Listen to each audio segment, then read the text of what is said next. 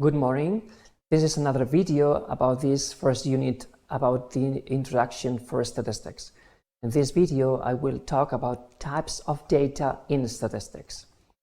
I'm going to talk about example of common data set in statistics. For example, if we carry out a survey from students, actually this is an example that we will just use about along this subject.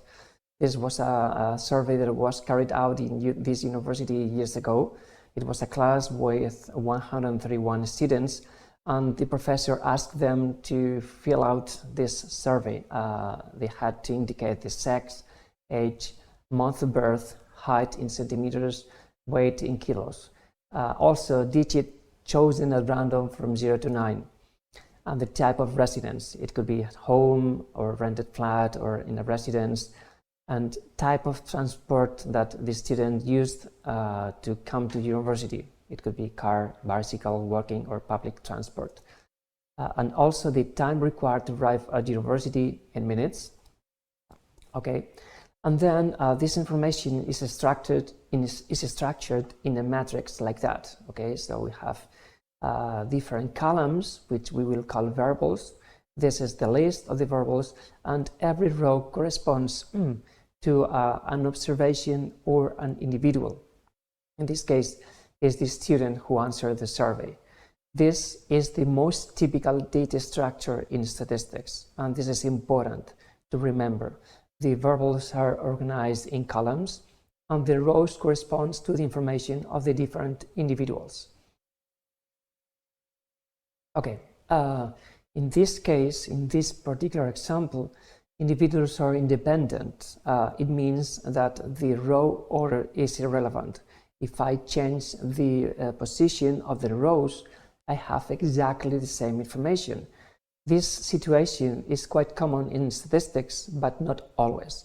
But for the methods that we will study in this subject, we will assume this hypothesis. We will assume that individuals are independent.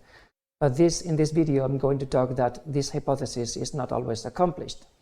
Okay, as I was saying, it is very common to have multiple characteristics measured from each individual, so we can structure the database as a two-dimensional matrix. But there are other possibilities, other types of data structure.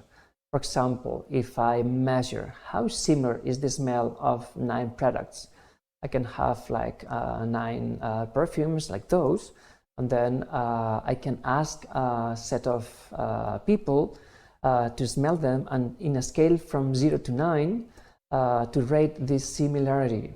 Okay, so the information can be structured in a matrix like this. So for example, the first perfume versus the second perfume. Here in this cell, I will have the mean value of this similarity between both perfumes for this pair of perfumes. This matrix is symmetric because this value, the second perfume versus the first one, is equal to this one, and so on. Okay, so we have a symmetric value which is called similarity matrix. It can be analyzed with a statistical method called multidimensional scaling. And this is an example of data structure which is very different to the common data structure. Here we don't have variables by observations or individuals. No, here we have products, and here the same products. The matrix is symmetric, which is like a very specific type of data set. This type of data can be used in consumer research or sensory analysis or psychology. Okay, so what we have, so the common situation is that we have variables measured for each individual, but in this case what we have is one single variable, which is like this similarity, measured for all possible pairs of individuals. So it's a very different type of data structure. Okay. Another different type is what I call a three-way data set. For example, imagine that I have the ratings of 7 samples based on 9 descriptors. And so we have 4 experts who provide the information, we rate the samples. So, so for every expert, which I call C1, C2, C3, and C4, okay, so for every expert, I will have a two-dimensional matrix. Here I will have in rows the samples, the other samples, and in columns I will have the variables, which are the other descriptors. So every expert provides a matrix of this type, so at the end we have a three-dimensional matrix. There are many examples about this type of three-way data sets. For example, in fluorimetry, we have a spectra like that, but we have a lambda of excitation. For every lambda of excitation, we have a lambda of emission. Okay, so we don't have a single spectrum, but a family of spectra. Okay, depending on the lambda of excitation, and this is obtained for every sample. Okay, so for every sample we have a two-dimensional matrix. So at the end, we have a three-way data set. In both examples, we have that individuals or samples are independent between them. But this is another example where this hypothesis is not accomplished. It is the case of time series analysis. It means the sequence of values recorded over time. For example, here we can have the sales of a company over time. Every value corresponds to 1 week. Okay, the weekly sales or the monthly sales. It can be stock market, it can be weather forecast or whatever. So it is a sequence of data. So here the order is very important. We have to keep the order, because if we change the order, the information is lost. So the main target here is to make predictions. Basically, we want to estimate what is going to be the next values. It is because this information is very important for the companies or for the stock market. So this is a typical example where individuals are not independent. They follow a sequence, they follow an order. For example, the sales of a company in March is a function of the sales in February, the sales in January. Okay, so the value depends on the value obtained in the previous months. Okay, and in many cases also we can have multivariate time series. So we can have just one time series that requires specific methods to be analyzed, but nowadays it's quite common to have multivariate time series, which becomes even more complex. This is a type of data that is not explained with the methods that will be explained in this current use subject. It requires more advanced methods. Another example is the case of images. For example, this is a functional magnetic resonance imaging.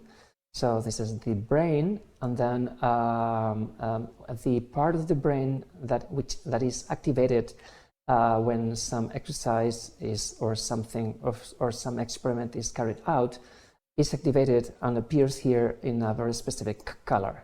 Okay, so this is like the device that is used. The person is introduced with a system, and then the different parts of the brain that are activated appear colored. Okay, so very useful information can be obtained here, but for example in consumer neuroscience and also in neuromarketing research, when some consumer can hear something, an advertisement, or can see an advertisement, what parts of the brain are activated? Okay, so this information can be obtained with this kind of techniques, and every part of the brain is an observation that can be activated or not, and even can be activated differently. So it's an example where observations are not independent, because the observation corresponds to a specific position in the brain. Okay. Another example, which is quite complex for statistics, is the analysis of sounds. When we deal with waves, something like this, it's not like the common type of data that we deal in statistics.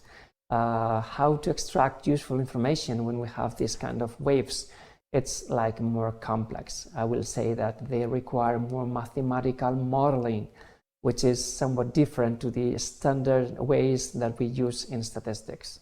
So it's not possible with the conventional statistical tools and requires different methods. Okay, another area is the case of bioinformatics. For example, this is a sequence of amino acids that we can have. We can compare the sequences in different proteins, and then we can think that, of course, the analysis of the differences in this sequence provides very useful information from a biological standpoint. But the analysis of this information is like very specific. We cannot apply the common or the conventional statistical methods.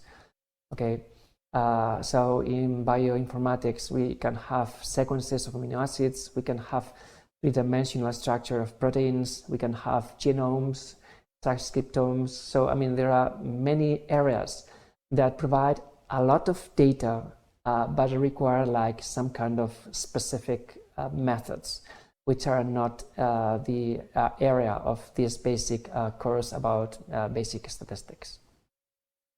Okay. And so it's like out of the scope of this general course of statistics.